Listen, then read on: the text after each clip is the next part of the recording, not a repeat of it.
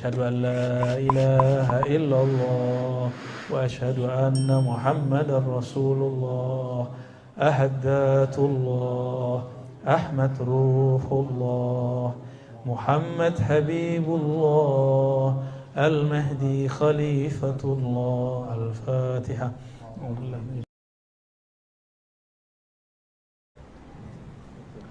Abu Hurairah dalam riwayat Imam Tirmizi mengisahkan dialog yang sangat dekat sekali antara Rasulullah dan para sahabat. Apa kata sahabat-sahabat Nabi? Mata wajabat lakan nubuwah. Kita coba ya. Mata wajabat, wah lebih sahih ini ya. Ini kurang sahih Pak, ini Hasan ini. Yang tadi dhaif. Mata wajabat lakan nubuwah. Apa kata sahabat-sahabat Nabi? Wahai Rasulullah, kapan diwajibkan atas engkau kenabian? Itu terjemahan harfiahnya. Secara maknawi diartikan kapan engkau ditetapkan jadi nabi. Ini hadis siapa nih?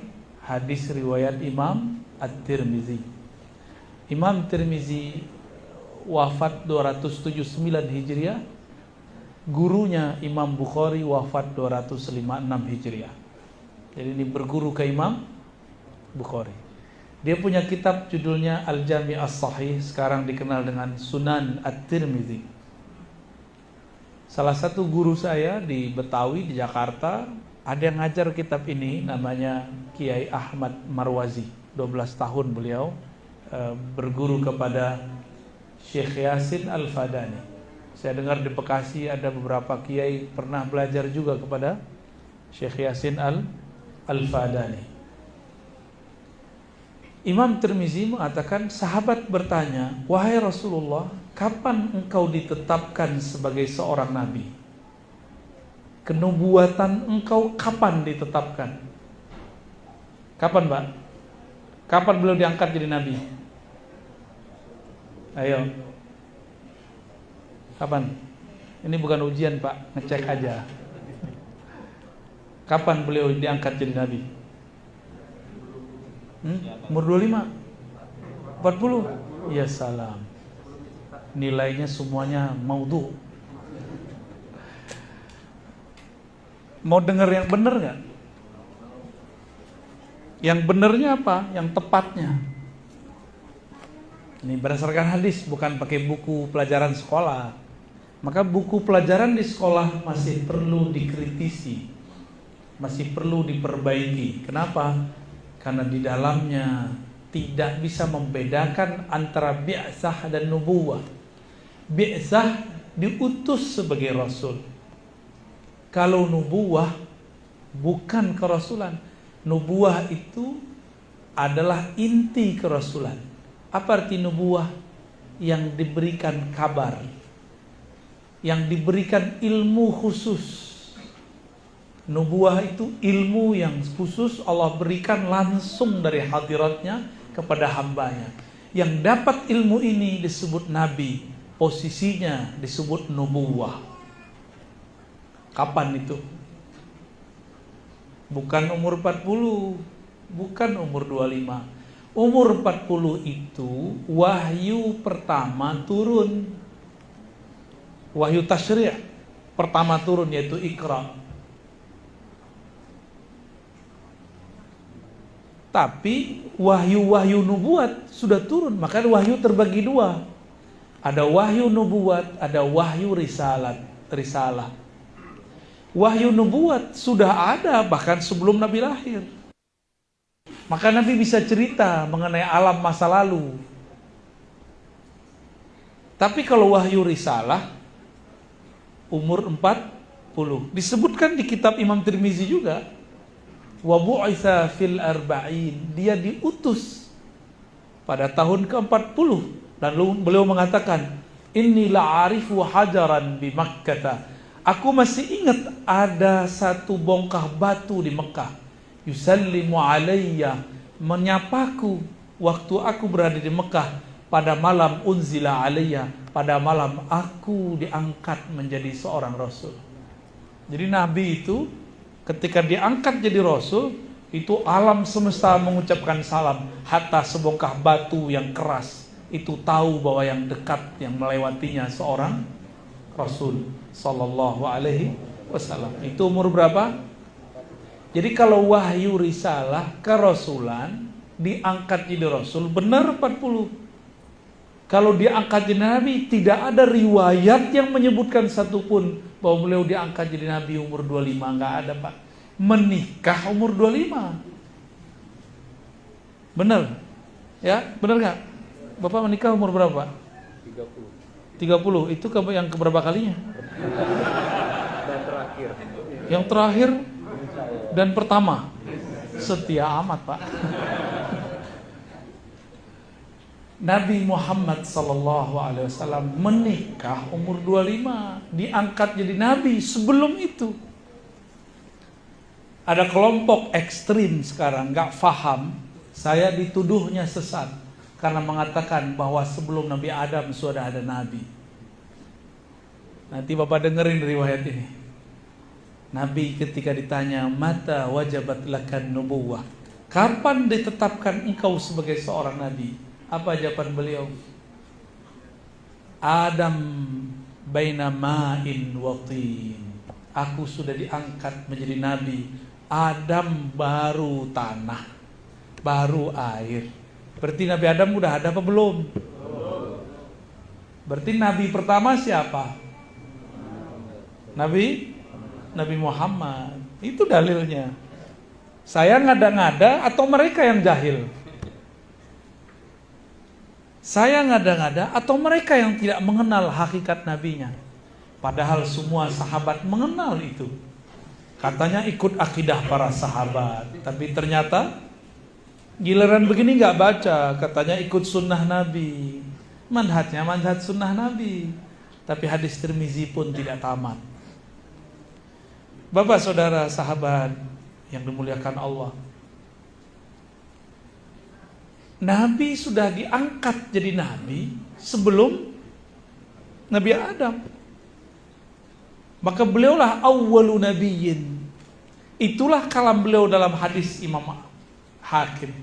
Kuntu nabiyyan. Aku sudah diangkat jadi Nabi. Adam belum tercipta. Inilah yang dikatakan oleh Sayyidina Aisyah. Inni mubasyirun bi rasuli ya'ti wa mubasyirun bi rasuli ya'ti min ba'di ismuhu Ahmad. Aku ditugaskan menjadi mubasyir, membawa misi kabar gembira. Apa kabar gembiranya? Akan muncul seorang rasul setelahku. Namanya Ahmad. Nabi Isa itu ruhullah, benar enggak? Nabi Isa itu ruhullah, percikan dari ruh Allah. Dari mana ruh Nabi Isa ini? Dari ruh Nabi Muhammad. Namanya Ahmad. Jadi ruhnya Nabi Muhammad punya nama. Ada, namanya apa? Ahmad. Siapa yang tahu namanya? Nabi Isa. Nabi Isa kabarin itu di Quran. Mubasyirun bi rasulin ya'ti min ba'dihi ismuhu Ahmad. Jelas ayatnya. Lalu Ahmad itu apa dan siapa? Ahmad itu adalah hembusan ruh Allah yang pertama. Maka bernamalah Ahmad itu Ruhullah. Apa namanya?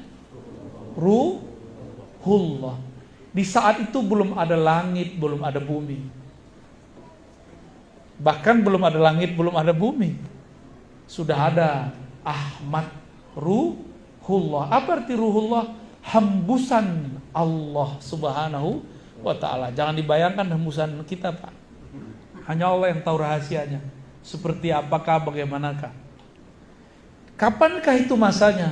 Itu masa sebelum masa alam penciptaan. Ini alam penciptaan disebut alamul hudus atau alamin. Ahmad sebelum itu disebut oleh ulama kita dengan istilah azaliyah. Apa istilahnya? Azaliyah. Ya. Jadi Sebelum alam ini sudah ada Nabi Muhammad namanya Ahmad. Itu masa sebelum ada masa, waktu sebelum ada waktu, alam sebelum ada alam. Susah nyebutnya itu. Waktu sebelum ada waktu, apa dong Pak? Ya hanya Allah yang tahu. Maka ulama kita mensimbolkan dengan istilah azali. Apa arti azali? Prawaktu. Itulah Ahmad. Allah berfirman, Kul huwallahu ahad. Ahad itu qadim. Masanya kapan? Sebelum azali lagi. Sebelum azali, itu namanya masa ahadiyah. Allah hanya sendiri dengan ketunggalannya, keesaannya. Jadi Allah maha jomblo, Pak. Hanya Allah yang boleh sendiri. Bapak gak boleh sendiri, Pak ya? Telat umur 30. Kirain 30 itu udah yang ketiga kalinya. Ya, yang sono mau nambah. Baik, fokus Pak ya. Saya yang gak fokus, bapaknya udah serius-serius amat ya.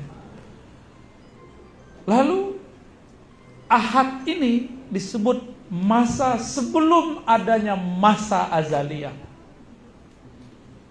Hanya dialah sendiri. Maka disebutlah Allah wujud qidam baqa, qidam qadim. Ini masanya. Saya mau tanya Pak, kalau kita tawaf berapa kali tawaf? 7 kali ya. Baru kemudian kita keluar ke sa'i. Alam semesta ini sebenarnya tawaf, bergerak.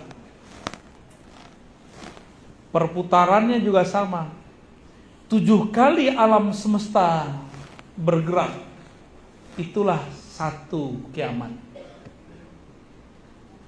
Baru 1 hari di alam azali. Di masa azaliyah ya, kita kalau nggak sebut itu alam, sebut saja masa sebelum masa.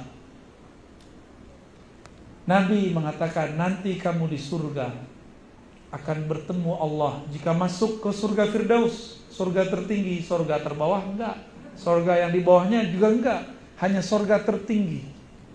Bertemu Allah di waktu pagi dan sore.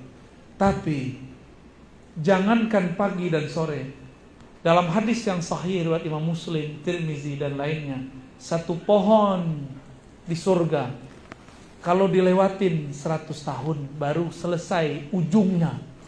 Dahannya itu punya bayang-bayang di bawah. Itu kalau kita jalan dari ujung kiri ke ujung kanan 100 tahun. Gimana Pak? Pohon di surga tuh. Pohon di surga itu 1 biji subhanallah. Maka Bapak kalau baca subhanallah, langsung Allah tanam 1 pohon di surga. Dan tingginya sangat tinggi, panjangnya sangat panjang. 100 tahun perjalanan baru bisa diselesaikan. Nabi mengatakan, kamu satarawna rabbakum, engkau akan memandang kepada Allah di surga Firdaus. Cuma hanya di waktu pagi dan sore. Antara pagi dan sore 500 tahun, sore ke pagi 500 tahun, siang malam di sana sama dengan 1000 tahun. Berarti bertemu Allah cuma sekali 500 tahun. Lama atau cepat itu Pak? Nggak ada apa-apanya 30 tahun menjomblo.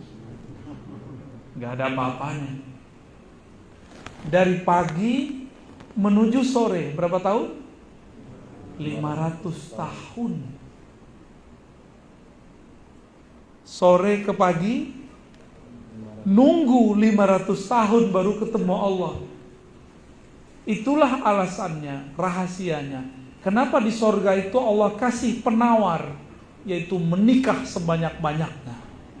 Nanti Bapak sabar ya. Cuma itu. Karena itu bisa membuat mereka itu kalau rindu, itu mirip-mirip orang sakau. Mereka rindu terus musfikun, sampai muncul rasa takut kepada Allah. Maka Allah berilah obat penawar. diizinkan makan seenak-enaknya, minum seenak-enaknya, selezat-lezatnya, kawin sebanyak-banyaknya.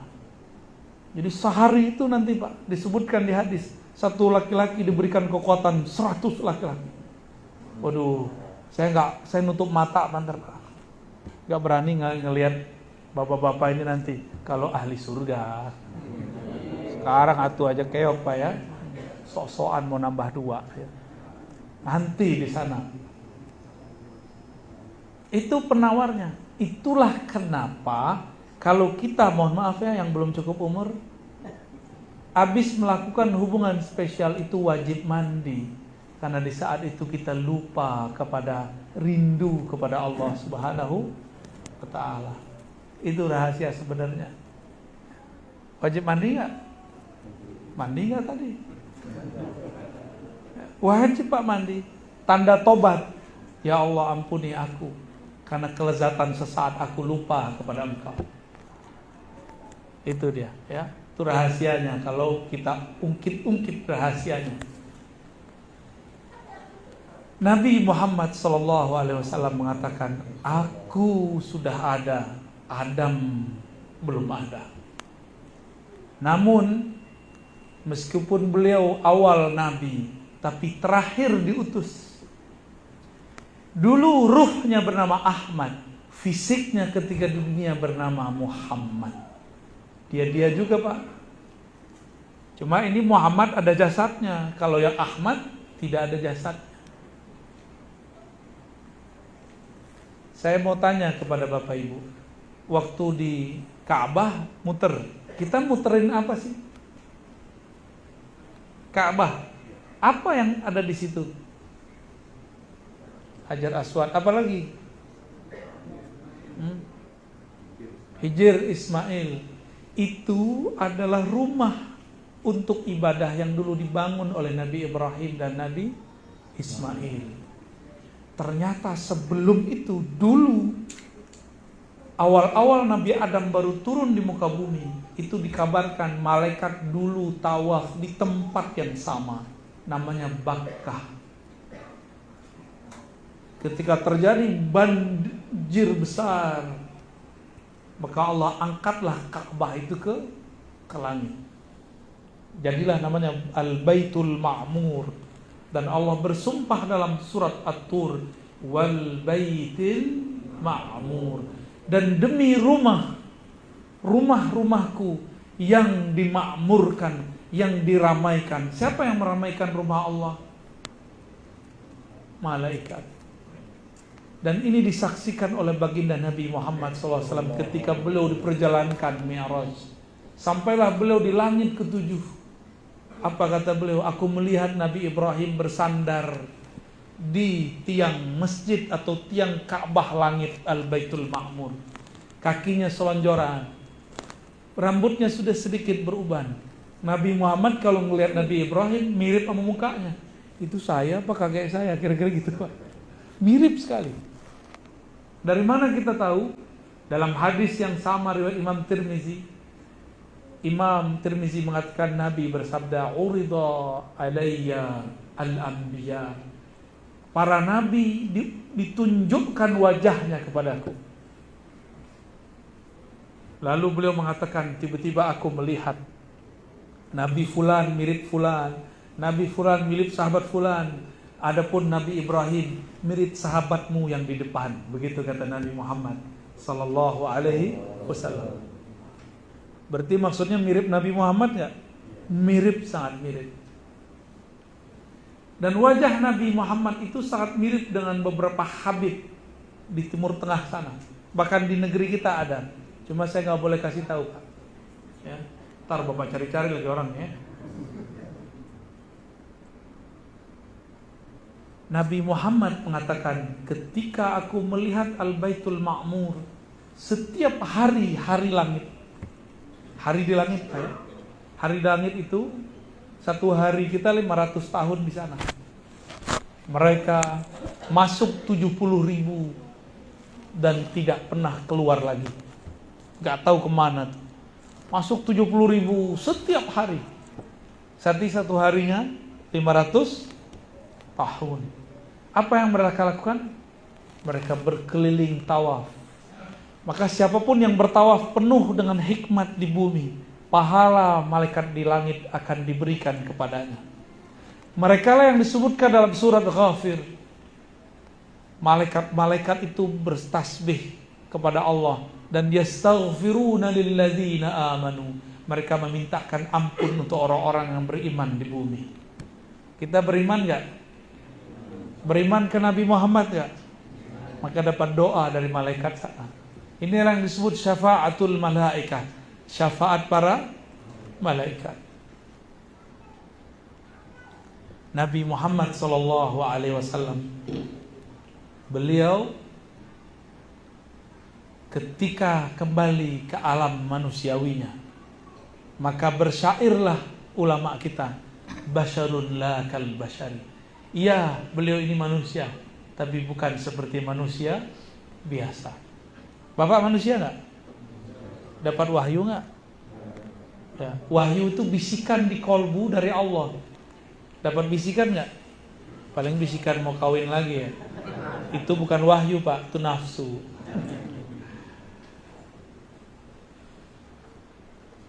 Nabi Muhammad SAW kemudian mengatakan, ketika aku bermain-main dengan saudara susuku, tiba-tiba ada malaikat dua bersayap membedah dadaku. Jadi Nabi Muhammad ini kecil-kecil sudah tahu bahwa yang datang ini malaikat. Abu Darda nanya sebelumnya, muncullah kalam itu, wahai Rasulullah, kapan engkau jadi nabi? Nabi jawab, di saat malaikat membedah dadaku pertama kali. Umur berapa itu? Ada riwayat 5, ada riwayat 7 tahun. Umur 5 tahun anggaplah begitu, atau umur 7 tahun, beliau sudah dibersihkan oleh Allah Subhanahu wa ta'ala. Jibril itu makhluk fisik atau makhluk rohani? Maka ketika Jibril belah dada Nabi, itu Jibril menyakiti fisik Nabi atau tidak? Enggak, karena beliau makhluk rohani, yang dibedah itu rohaninya Nabi Sallallahu Alaihi Wasallam. Walaupun ada efek di fisiknya, tapi tidak menyakitinya. Sallallahu Alaihi Wasallam. Ternyata selevel Nabi, ketika dibuka jantungnya, masih ada noda, 1-2 noda di dalamnya. Kalau kita berapa noda Pak hari ini? Ini ceknya sholat aja. Sholat bisa khusyuk apa enggak? Berarti nodanya ada apa enggak? Titik-titik noda. Kata Nabi, idza aznabal abdu, ketika seorang hamba berdosa, maka muncullah nuktatun sauda fi qalbi. Muncullah noda-noda, bintik-bintik hitam di kolbunya. Hadis ini sahih. Sekarang untuk maksiat gampang, lewat handphone, ya, gampang nggak? Lewat TV, gampang sekali. Nggak perlu jauh-jauh buat maksiat mas sekarang. Ya, berarti kalau dihitung-hitung, bintik hitam itu mungkin sudah dibintikin lagi sama Allah, udah berlapis-lapis itu. Wajar sholat kita tidak nikmat, wajar sholawat kita tidak lezat, wajar zikir-zikir kita tidak syahdu. Kenapa? Yang menikmati sholawat, zikir, bacaan Quran itu adalah kolbu. Jika di kolbu ada bintik, ibarat seseorang mau meneguk air, di gelasnya ada noda, mau minum? Kalaupun dipaksa minum, menikmati atau jijik? Jijik, bisa muntah-muntah. Itulah kenapa orang-orang munafik muntah-muntah kalau dengerin zikir Pak. Sok suci gitu, norak, soalin, dia muntahkan semuanya. Kenapa? Karena noda di dalamnya terlalu banyak. Kita sekotor-kotor hati, alhamdulillah masih mau datang ke majelis. Alhamdulillah. Nabi Muhammad masih ada 2 titik hitam. Kira-kira kalau Nabi Muhammad punya 2, kita mungkin punya 2000. 20.000, 2 juta. Ya. Berarti Nabi Muhammad kena percik dikit, tapi ternyata percikannya bukan percikan syahwat. Itu pun noda hitam, bukan dari syahwat. Kalau kita dari syahwat. Ini perbedaan kita dengan Nabi Muhammad sallallahu alaihi wasallam. Maka Nabi itu karena beliau ini higienis kolbunya. Kolbu higienis, Pak. Kotor dikit beliau rasa. Kotornya kolbu Nabi itu masih bersih versi kita. Bapak pasti pernah nginep di hotel yang bagus. Kamar mandinya bisa jadi kamar tidur, ya nggak? Bisa makan di situ. Ya, Nabi Muhammad itu kolbunya paling bening. Bagi beliau dianggap kotor, kita nganggapnya masih bersih. Beliau ngerasanya sudah kotor. Apa kata beliau? Innahu la yughanu ala qalbi. Sesungguhnya ada ghain dalam kolbuku. Cahaya menutupi kolbuku. Jadi Nabi ketutup cahaya sehingga bisa melihat surga neraka. Nabi berpaling sebentar, sedetik saja dari Allah. Belum menganggap itu maksiat, itu dosa. Sedetik beliau lupa kepada Allah, asik dengan surga neraka, asik dengan alam-alam lain. Bagi Nabi itu dosa. Maka beliau istighfarkan satu salah itu 70 kali setiap hari. Kira-kira kita gimana, Pak? Silaunya handphone, silaunya YouTube. Berapa kali itu menyilaukan kolbu, tapi kita tidak pernah membersihkannya. Ya, wajar kolbu ini tidak siap menerima zikrullah. Wajar kolbu ini tidak pernah menikmati salawat kepada Rasulullah Sallallahu Alaihi Wasallam. Makanya kita nggak bisa merasakan Nabi itu hadir. Malah orang-orang yang juhala itu, terjemahin sendiri ya apa arti juhala ya? Waduh. Kayaknya antum punya dendam sama kaum sebelahnya. Diam-diam aja Pak ya.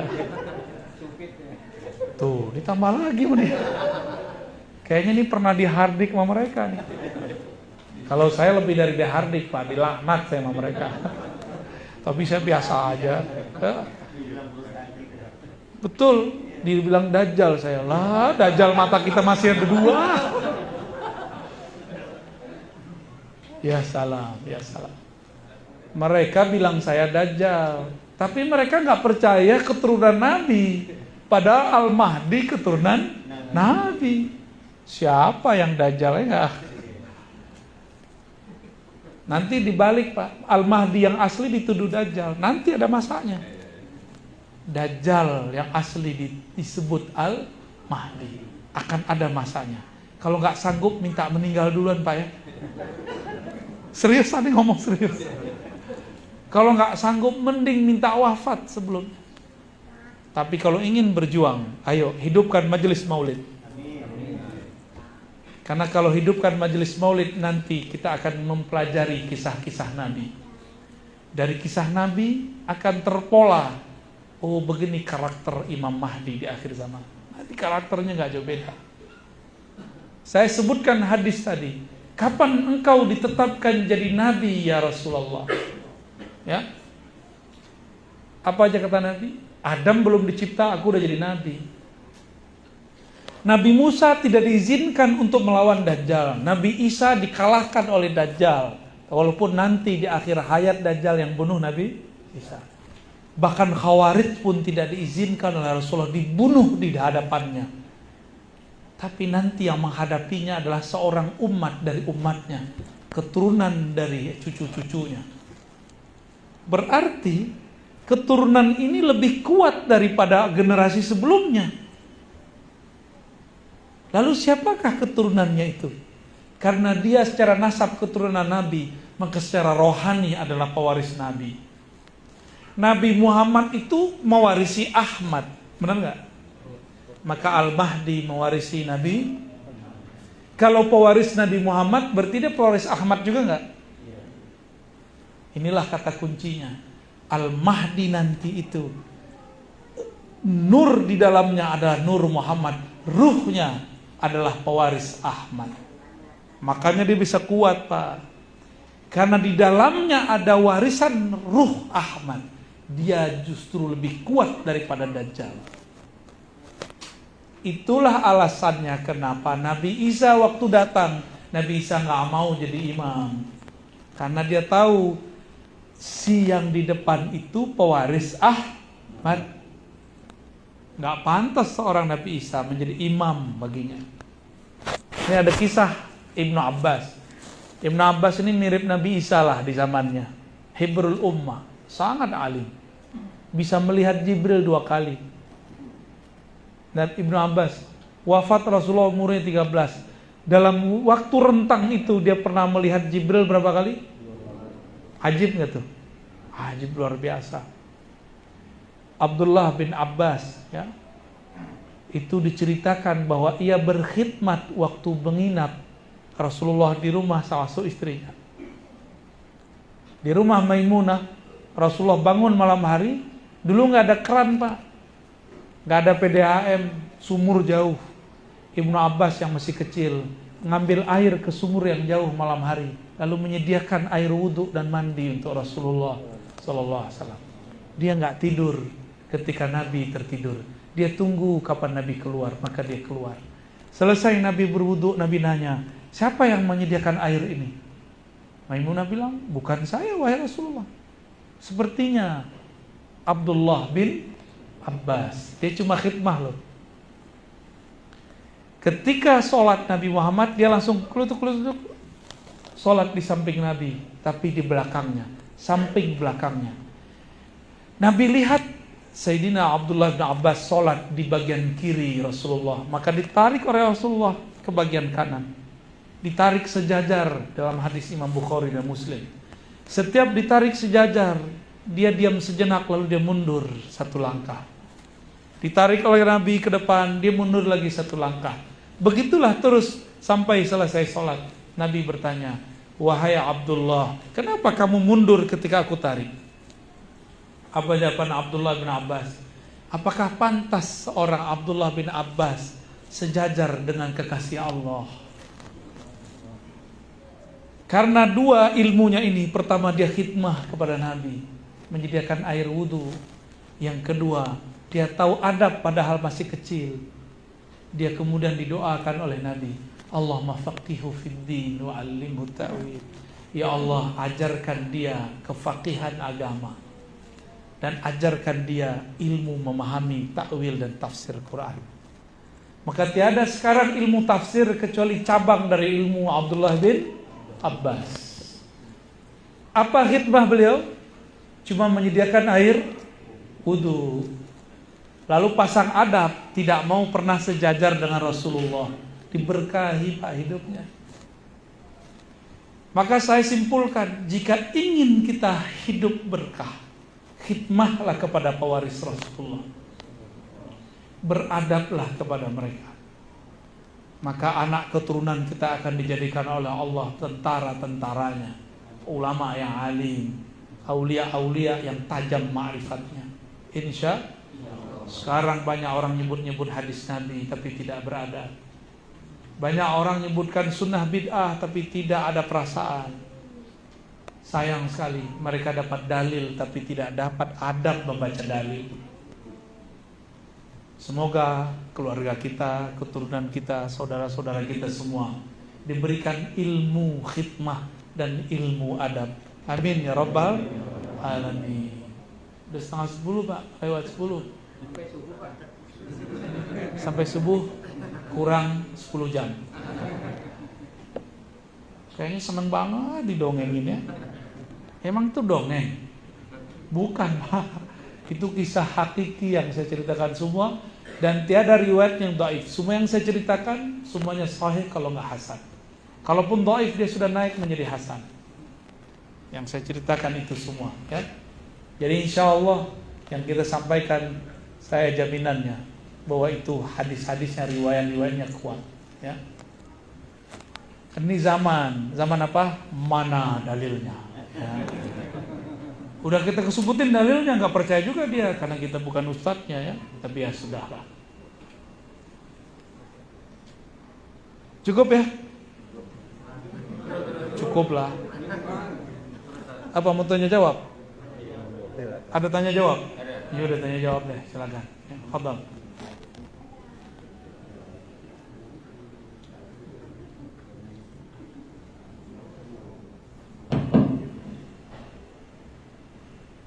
Demikian yang disampaikan oleh Buya Al-Singkit. Dari jamaah ada yang mau bertanya?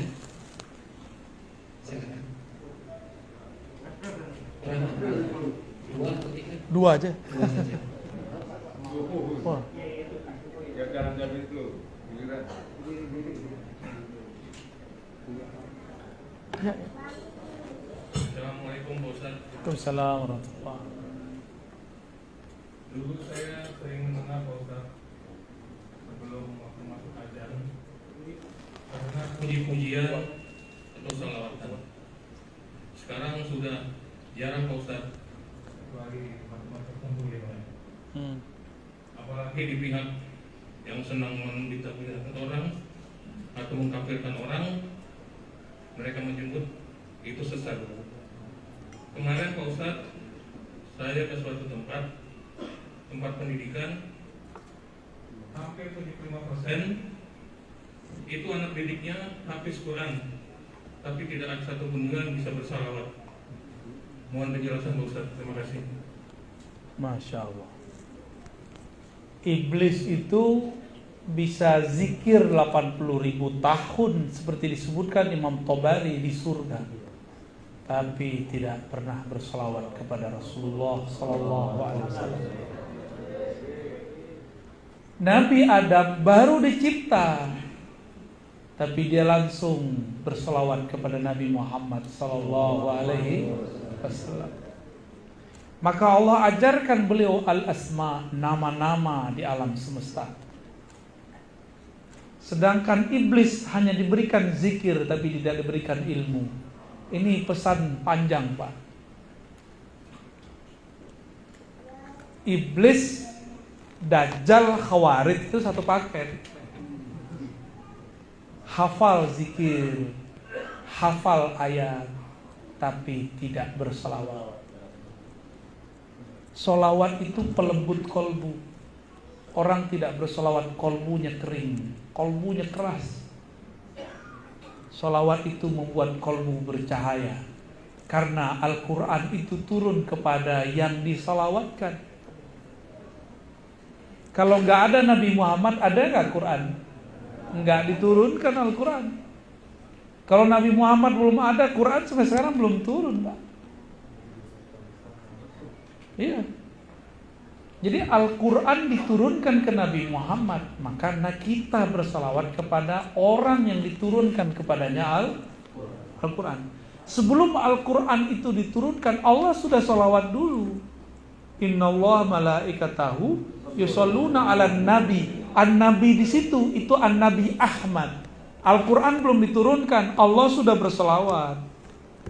Al-Quran belum sudah diturunkan, orang belum hafal Quran. Salawat itu sudah ada sebelum hafalan dia.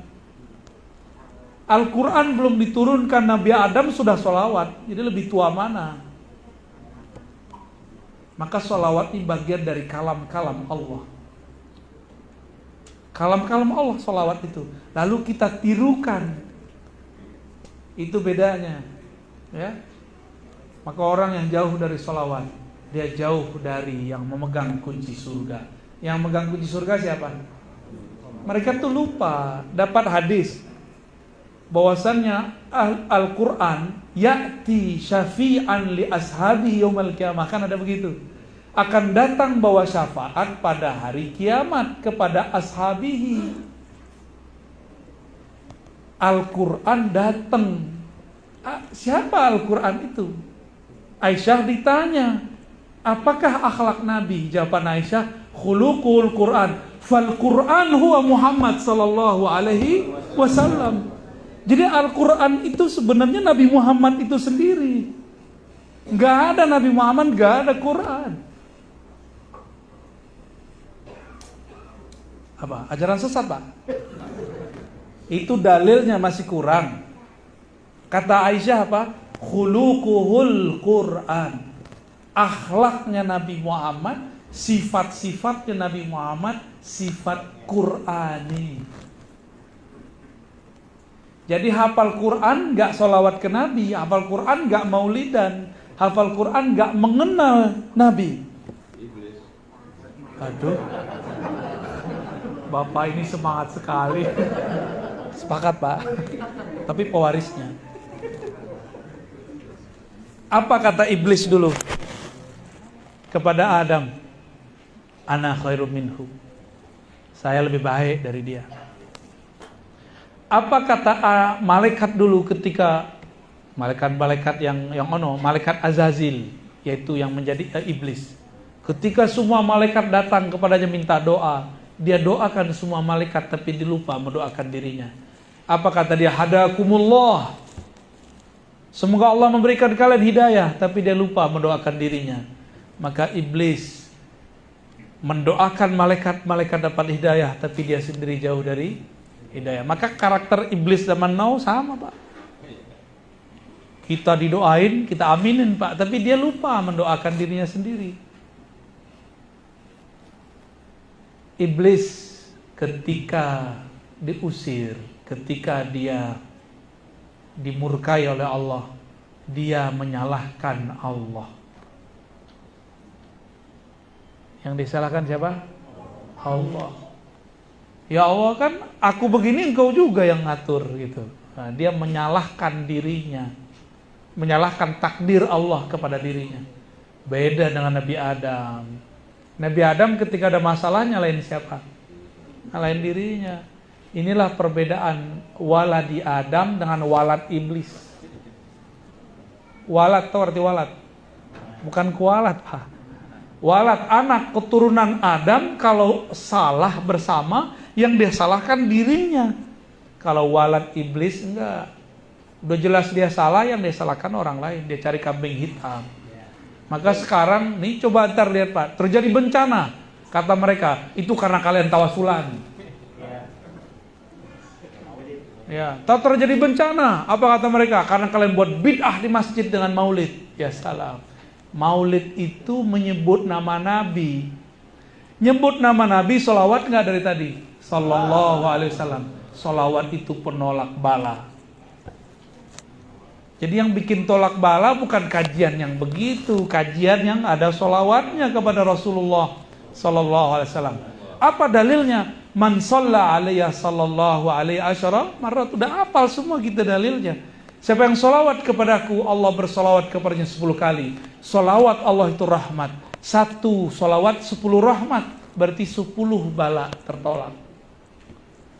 Maka kalau orang sini nih sholawat semua, terus di kampung mana sholawat, kampung ini corona nggak bisa tembus ke kita Pak. Walaupun dia ada, tapi tidak mempengaruhi hidup kita. Insya Allah. Maka saya berharap teruskan majelis maulid. Bahkan kalau perlu buat maulid tiap bulan. Ya. Yang ada sholawat terus. Supaya kita tambah kenal Rasulullah. Bahwa Rasulullah itu rahmat. Rasulullah itu bukan sesuatu yang menegangkan. Terakhir saya menyebutkan ya, Abdullah bin Mas'ud itu mengatakan, kami kalau mendapatkan suatu pengalaman spiritual, kami menganggapnya itu rahmat. Kalau kalian menganggapnya aneh-aneh, kata beliau. Dulu ketika kami makan bersama Nabi, sami'na tasbihat ta'am.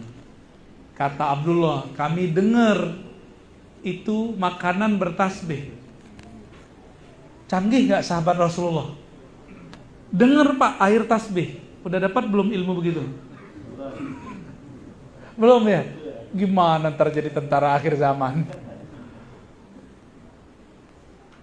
Sahabat yang bisa berdialog dengan alam itu, mereka yang selamat waktu ketika ada perempuan Yahudi meracuni Nabi.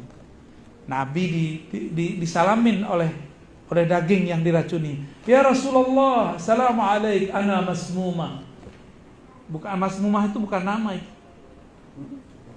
Bagus ya namanya, masmumah. Jangan kasih nama anak masmumah. Masmumah itu artinya diracun. Itu Arab bagus tak? Enggak. Jadi itu si daging diracuni oleh perempuan yang menyajikan, mengundang Rasul. Dia pengen uji kalau ente bener Rasul pasti disapa.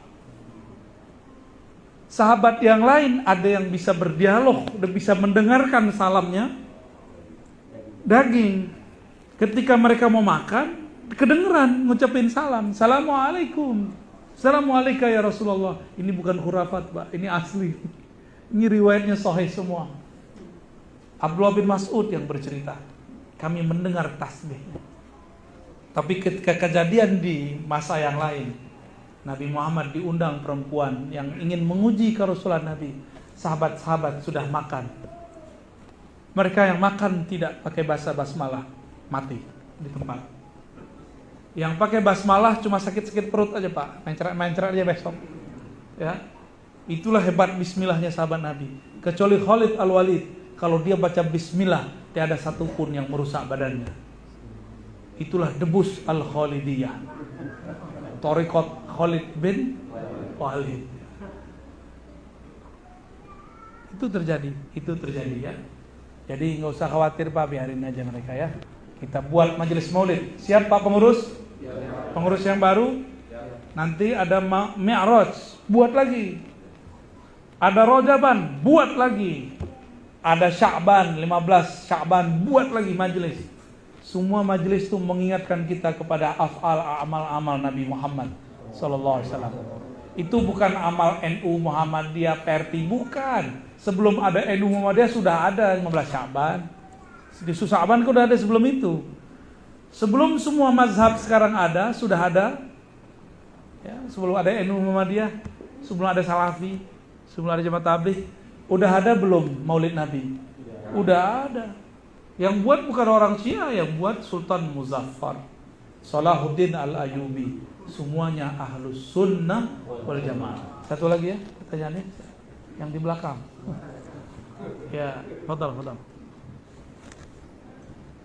Assalamualaikum warahmatullahi wabarakatuh. Assalamualaikum. Semoga Pak Ustaz selalu dalam lindungan Allah. Amin ya Rabb. Amin ya Rabb. Tadi Pak Ustaz ada menyebut tentang Nur Muhammad, Pak Ustaz. Mohon diberikan penjelasan. Lalu yang kedua, saya pernah dengar ceramah mengenai cara membangkitkan Nur Muhammad. Mungkin Pak Ustaz bisa menjelaskan lebih dalam lagi. Terima kasih. Wassalamualaikum warahmatullahi wabarakatuh. Assalamualaikum. Nur Muhammad sallallahu alaihi wasallam.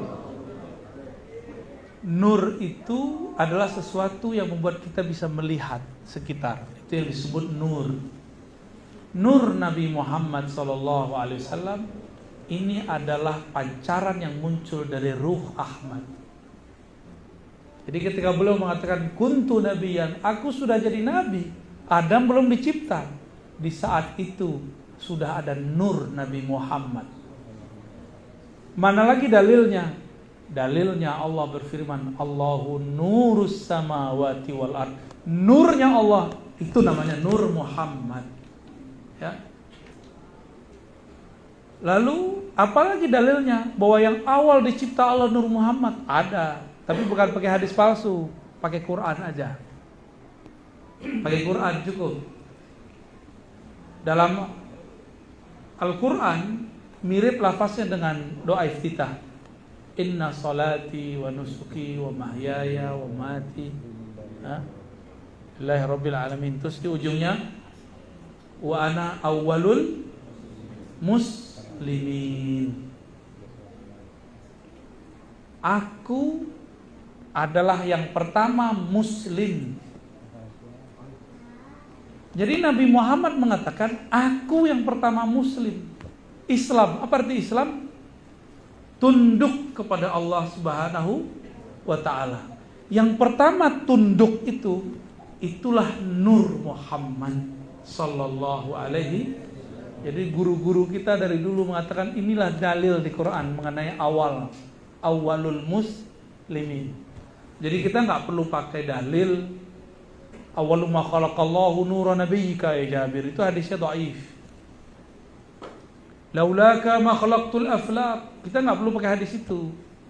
Kalau bukan karena engkau tidak diciptakanlah alam semesta. Kita nggak perlu pakai riwayat itu. Itu riwayat semuanya bermasalah. Kita cukup pakai riwayat yang sahih. Apa kata Nabi Adam ketika ditanya, Hei Adam, dari mana kamu tahu nama Muhammad? Jawaban Nabi Adam, ketika aku melihat ke arasmu, aku melihat di sana ada nama nabimu, Muhammad. Maka aku bersolawat kepadanya. Lalu Allah menanggapi, wahai Adam, laulahu ma khalaqtuka. Kalau bukan karena Muhammad, aku tidak ciptakan engkau. Inilah yang disebut Nur Muhammad. Jadi Nur Muhammad bukan ciptaan-ciptaan kita, bukan. Itu ulama yang menjelaskan. Lalu nama Nur Muhammad itu kadang-kadang disebut Al-Qalam. Ada hadis Tirmizi, hadis sahih. Awwalu ma khalaqallahu al-qalam. Yang pertama Allah ciptakan adalah Al-Qalam. Al-Qalam simbol dari ilmu. Ilmu itu nur. Nyambung gak? Itulah disebut Nur Muhammad sallallahu alaihi wasallam. Nyambung? Ya. Jadi Nur Muhammad itu berarti ilmu, berarti cahaya, berarti macam-macam ya, rahmat dan kasih sayang. Nanti kalau ada waktu kita bahas lagi apa itu nur ya. Bagaimana cara meningkatkan, mengetahui nur, mengaktifkan nur? Kenali saja dia, lalu bersyahadat kepadanya. Katakan, aku bersaksi, aku menerima, aku mengakui engkau adalah awal penciptaan alam semesta. Darimulah kami tercipta. Kita mengerti itu, hidup nur sudah dalam diri. Baru berasa atau sholawat itu terasa nikmat.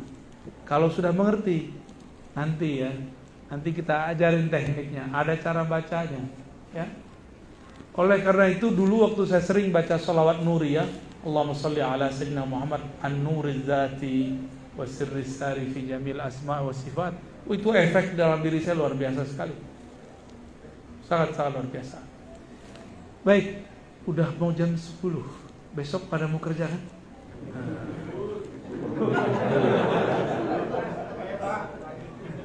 Udah ya? Cukup dulu lah. Pertanyaannya nanti kalau ke depan, kalau kajian sama saya, pakai kertas aja.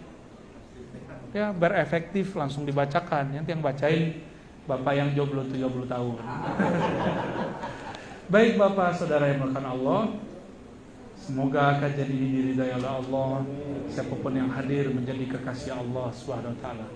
Kita tutup kajian ini dengan baca Alhamdulillahirabbil alamin. Assalamualaikum warahmatullahi wabarakatuh.